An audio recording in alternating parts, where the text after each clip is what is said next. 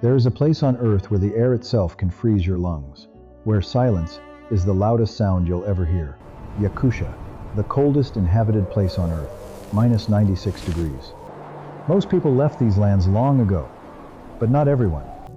Anya had lived here for 46 years, the last 3 completely alone. She never spoke about why she stayed. She didn't need to. The photograph on the mantel was all she had left of Dmitri. She whispered to him sometimes, as if he could still hear her through the wood and the wind. That night, the wind changed.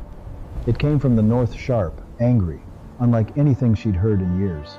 The walls groaned, the fire shrank, and Anya pulled her coat tighter. She had survived dozens of storms. But something in this one felt different. Then she heard it, a sound that didn't belong to the wind, a scratching, faint, desperate. Something was at her door. Anya stood slowly. Her knees ached. Her heart pounded. She reached for the latch. Her fingers trembled not from the cold. The door opened, and the storm swallowed the room in white. And there, at her feet, half buried in the snow, was a wolf. It wasn't moving, not really, just breathing, barely. Every instinct told her to close the door. Wolves were not friends. Not here, not ever. But Anya had buried her husband alone. She had eaten alone. She had wept alone. She knew what it meant to be left in the cold. She grabbed the wolf by the scruff and pulled it inside. The door slammed shut behind her. The wind screamed its protest from outside. Inside, silence. The wolf's body was cold. Colder than the floor beneath it. Anya didn't move for a long time. She just watched it breathe. Then she did what she always did when she didn't know what to do. She made tea. The kettle hissed. The wolf didn't stir. And the storm kept howling. She poured the tea slowly. Her hands had stopped shaking. Her mind had not. She sat in her chair. The same spot. But tonight, everything was different. She looked at Dmitri's photograph, as if asking permission. "You would have closed the door," she whispered. "You always were the smarter one." Hours passed. The fire needed feeding. The wolf needed warmth. And Anya needed to decide what kind of woman she was. She rose, fed the fire first, then turned to the wolf. The wound was deep. The paw was swollen, crusted with frozen blood. She'd seen wounds like this before on Dmitri's hunting dogs. She moved slowly. One wrong touch, and those jaws could take her hand. She fetched water from the bucket still liquid near the stove, frozen solid by the door. She cleaned the wound gently. The wolf flinched, but didn't wake. She tore a strip from her husband's old shirt, the one she'd kept folded beneath her pillow for 3 winters. She wrapped the paw carefully, the way Dmitri had taught her, tight enough to hold, loose enough to heal. She dragged an old reindeer hide from the corner and laid it over the wolf's body. She sat back in her chair, watched the wolf breathe, and waited for morning. Morning came late in Yakutia. The sun barely cleared the horizon before retreating again. Anya woke in her chair, her neck stiff, her bones aching. She hadn't slept in a bed since Dmitri died.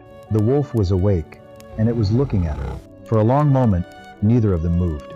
2 sets of eyes, 2 sets of fears. The wolf tried to stand. Its legs buckled. It collapsed with a whimper. Anya flinched at the sound, but she didn't move toward it. Not yet. Instead, she did the only thing she could think of. She talked to it. "You're hurt," she said. "I know what that feels like. I won't come closer. Not until you tell me I can." She knew this language, the language of patience. She had spoken it with feral cats, with injured birds, with her own grief. By midday, the wolf's breathing had steadied. It still watched her, but the teeth were hidden. Anya heated dried fish over the stove. The smell filled the cabin, and for the first time, the wolf lifted its head. She placed the fish on the floor, halfway between her chair and the wolf. Then she sat back down. Minutes passed. The wolf watched the fish, watched her, watched the fish again. Then slowly, painfully, it dragged itself forward, inch by inch, toward the fish. It reached it, sniffed once, then devoured it in 2 bites. Anya smiled, the first real smile in months. "Good," she whispered. "That's good." That evening, she fed it again, this time placing the fish a little closer to her chair. The wolf came faster, and when it finished, it didn't retreat. She spoke to Dmitri's photograph that night. "We have a guest," she said. "He eats more than you did." 3 days passed. The storm faded. The world outside turned to glass. Inside the cabin, a different kind of thawing had begun. By the 5th day, the wolf could stand. It wobbled, but it stood. It took 3 careful steps, then turned and looked at her as if to say, See? She named it that evening. Not with ceremony, just a word that slipped out while she fed it. Seryozha, she said. It was her father's name. It meant protector. Seryozha didn't know what the word meant, but he lifted his head when she said it, and that was enough. She began talking to him the way she once talked to Dmitri, about the weather, about her aching knees, about nothing that mattered, and everything that did. One morning she opened the stove to add wood, and Seryozha limped over to lie beside the heat. She didn't reach for him, she just stayed still, and they sat together in the warmth, saying nothing. The woodpile was getting low. She had been so focused on the wolf, she'd neglected the one thing that kept them both alive. She would have to go outside, into the cold that could kill her in minutes. She had no choice. She layered every piece of clothing she owned, 2 coats, 3 scarves, fur over wool over skin. She looked at Seryozha. "Stay," she said. "I'll be back." The door opened and the cold hit her like a wall of knives. She pulled it shut behind her, and the world went white. Each step sank knee-deep. The snow fought her like quicksand. 100 steps felt like 1,000. She reached the woodpile buried under 2 feet of snow and dug with her hands. Her fingers burned inside her mittens. The cold had teeth, and it was biting through every layer. She freed 3 logs and tucked them under her arm. It would have to be enough. Halfway back, she heard the cabin door bang open behind her. She turned, and there was Seryozha in the doorway, limping, determined. He had pushed the door open with his head. He stepped into the snow and limped toward her. "No!" Anya shouted. Go back inside." But Seryozha didn't stop. He never even slowed down. He reached her and pressed his body against her leg, warm fur against frozen wool. She didn't push him away. She couldn't. She just whispered, "All right then, come on." They walked back together side by side through the deepest cold either of them had ever known. They reached the door. Seryozha. She pushed him inside first, then followed, then sealed the cold out. She dropped the logs by the stove, fed the fire, then collapsed in her chair. Seryozha shook the snow from his fur, then walked to her chair and lay down at her feet. For the first time in 3 years, Anya reached down and touched something alive. She held her hand there, felt the warmth beneath the fur, felt the heartbeat, and wept. Seryozha lifted his head, looked up at her, and rested his chin on her boot. That night, she didn't talk to Dmitri's photograph. For the first time, she didn't need to. Days folded into one another. The cold remained, but inside the cabin, time softened. She talked to him constantly now about the weather, about her son in Yakutsk, who never called, about the way snow sounds different when it's colder than -70. Seryozha's paw was healing. The limp grew lighter each day. She changed the bandage every morning. He began following her around the cabin, wherever she went. A gray shadow with golden eyes. One morning she woke to find him asleep on the foot of her bed. She hadn't invited him. She didn't mind. She made her tea that morning with a lightness she hadn't felt in years. She even hummed. She looked at Dmitri's photograph and said, "He snores louder than you did, and he's worse about the cold." She was smiling when she said it, but the wood was running low again. And this time, the sky had turned a shade of gray she didn't trust. She dressed for the cold again. This time, Seryozha was already at the door before she reached it. They went out together, woman and wolf, against the cold. She dug faster this time. The wind was rising. Seryozha paced beside her, nose to the wind, reading the storm. She gathered 5 logs. Her arms burned. Her lungs screamed, but she carried them all. They made it back just as the storm hit. The door slammed behind them like the closing of a vault. The second blizzard was worse than the first. The cabin walls groaned like old bones. She fed the stove every hour, counting the logs. 5, then 4, then 3. On the second night of the storm, with 1 log left, she broke apart her kitchen shelf for fuel. Seryozha pressed closer to her. His body heat was real, measurable. A wolf runs at 101 degrees warmer than any stove. The storm broke on the 3rd morning. The silence was so sudden it woke her. The stove was dead. The cabin was freezing, but they were alive. She knew she had to reach the woodpile immediately, before the cold took the cabin completely. She stepped outside into a world that had been scoured clean. Not a cloud, not a sound, just white, endless white. She dug out the logs, carried what she could, went back, dug again, carried again. 4 trips in the killing cold. On the last trip, she stumbled. And this time, she didn't get up right away. Seryozha didn't wait. He launched from the doorway into the snow. He reached her, pushed his muzzle against her face, whimpered, nudged. Again and again. Her eyes opened, barely. She saw fur, she saw gold. She saw something she hadn't seen in years, someone who refused to let her go. She pushed herself up, one arm, then the other. Seryozha pressed against her side, bracing her. Together, they stood. Together, they walked home. A week passed. The firewood held. But Anya's body was beginning to fail. She tried to stand. The room tilted. She grabbed the chair and waited for the world to stop spinning. Seryozha was beside her instantly, his body against her leg, bracing her the way he had in the snow. She needed water. The bucket was empty, and the nearest unfrozen stream was 300 steps from the cabin. She dressed slowly. Every movement cost her. The coat felt heavier than before, or she felt lighter. They stepped outside together. The cold hit the same, but she felt it deeper this time, in her bones, in her blood. She carried the bucket. Seryozha walked ahead of her now, breaking the path through the drifts. They reached the stream, a thin vein of water still moving beneath the ice. She cracked through with a stone and filled the bucket. The bucket was half full. She couldn't lift more. She started back. Halfway home, her legs gave out. The bucket hit the snow. The water poured across the white ground like spilled blood. This time, she didn't get up. She couldn't. Her arms had nothing left to give. Seryozha circled her, whimpering, nudging, but she didn't respond. He did the only thing he knew. He lay down beside her, pressed his body against hers, and gave her everything he had. Minutes passed. The frost crept closer, and then Seryozha did something no one was there to witness. He lifted his head and howled. The sound carried across the frozen tundra, past the birch trees, past the ridgeline, into the silence where only wind and wolves can reach. He howled again and again, each time louder, each time longer, as if his lungs would burst before he'd stop. 7 miles away, a man stopped walking. He tilted his head and listened. Toma had lived in these lands for 55 years. He knew the sound of a wolf calling its pack. This was not that sound. He changed direction, toward the howl. He didn't know what he'd find. He only knew he had to look. Back at the cabin, Seryozha had stopped howling. He lay beside Anya, his head on her chest, listening to her heartbeat. The sun was dropping. At this temperature, darkness meant death. Seryozha lifted his head one more time. One more howl, the last thing he had. And then from the ridgeline, a light, small, bouncing, moving toward them.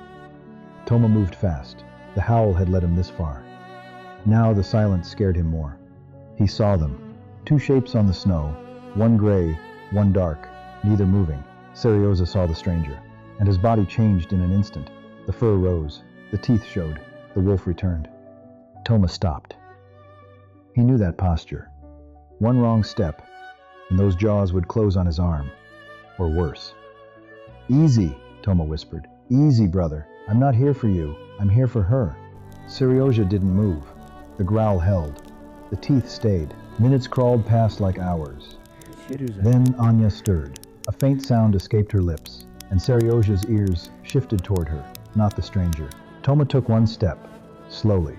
The wolf's head snapped back, but the growl was softer now. Toma knelt, slowly, never breaking eye contact with the wolf. His hands reached for Anya's wrist.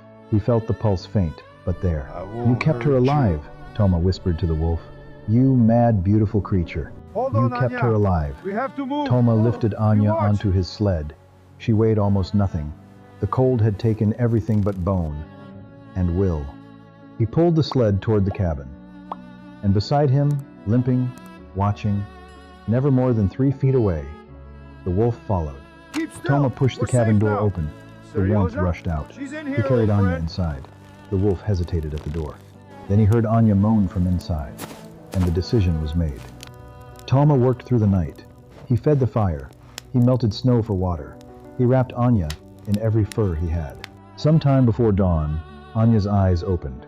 She saw a face she didn't know. She saw a wolf beneath her bed, and she knew somehow that both of them had saved her. The days that followed were slow and quiet. Toma stayed. He chopped wood. He boiled water. He asked no questions. Anya watched Seryozha watch Toma. The wolf tolerated the stranger but never trusted him. Not the way he trusted her. After 4 days, Toma packed his sled. He left firewood stacked to the ceiling. He left dried fish and salt. He left quietly, at dawn, the way good men do. Anya watched him go from the window. She pressed her palm to the frosted glass. A silent thank you. And then it was just the two of them again. Anya and Seryozha, the way it had been, the way she thought it would always be. But the world outside was changing. The light lasted a little longer each day. The frost on the window grew a little thinner. Anya noticed. Seryozha noticed first. He began pacing at night. From the door to the window. From the window to the door. Something was pulling at him that she couldn't see. One night, in the deep quiet, a sound came from the forest. Distant, unmistakable. A howl. Then another. Then a chorus. Inside the cabin, Seryozha froze. His head snapped toward the wall. Every muscle locked. He heard them. His body remembered what his heart had tried to forget. She watched him listen. She saw the way his body leaned toward the sound, the way a compass leans toward north. The next morning, she unwrapped his bandage for the last time. She folded the bandaged Dmitri's shirt and placed it back beneath her pillow. It had done its work. It had saved 2 lives. That evening, she placed fish on the floor. Seryozha sniffed it, and for the first time, he didn't eat. "I know," she said quietly. "I've known for days." She didn't sleep that night. She sat in her chair and listened to the distant howling, and to Seryozha's breathing beside her, memorizing both sounds. Morning came different. The light was warmer. The frost on the window had melted in streaks, the first tears of spring. Anya opened the door that morning, not to go outside, just to let the air in, and the air was different. She could feel it. So could he. Over the following days, the snow began to retreat, slowly, like a tide pulling back from a shore. Seryozha spent more time at the door now, and less time at her feet. One evening, the howling came closer than ever before. Not from the distant tree line, from the meadow, right outside. Inside, Seryozha went rigid. A whine escaped his throat, high, thin, desperate. He pawed at the door. Anya stood, her legs steady now, her body healed if not her heart. She looked down at him. He looked up at her. Everything they'd been through passed between them in silence. She reached down, and for the last time, she touched the fur on his head. Warm, alive, real. "Go," she said. Just that one word. It was enough. She opened the door. Seryozha stood at the threshold. The same threshold where he'd collapsed 3 months ago. He looked out. He looked back. He stepped off the threshold and into the world. Anya stood in the doorway. She didn't call him back. She didn't close the door. She just watched. Seryozha walked across the meadow. 30 steps, 50, each one a little faster, the distance between them growing like a wound. The 3 wolves came forward to meet him. They circled. They sniffed. They knew him. He was theirs. He turned. 100 steps away, Anya still stood in the doorway. He looked at her across the distance, and she looked at him. He held the look. 3 heartbeats. 4. Then he dipped his head once as if to say, "I will remember." Then he turned and ran. The wolves reached the tree line. 4 gray shapes against dark bark, and then they were gone, swallowed by the forest like a breath into wind. Anya stood in the doorway for a long time after that, the meadow empty, the silence complete, the air still holding the faintest scent of wolf. She closed the door, sat in her chair, and looked at Dmitri's photograph. "He's gone," she told Dmitri, and then, after a long pause, "But I'm still here." And somewhere in the forest, a wolf paused, lifted his head, and for one brief moment, looked back toward the place where a door had opened, in the coldest night of his life.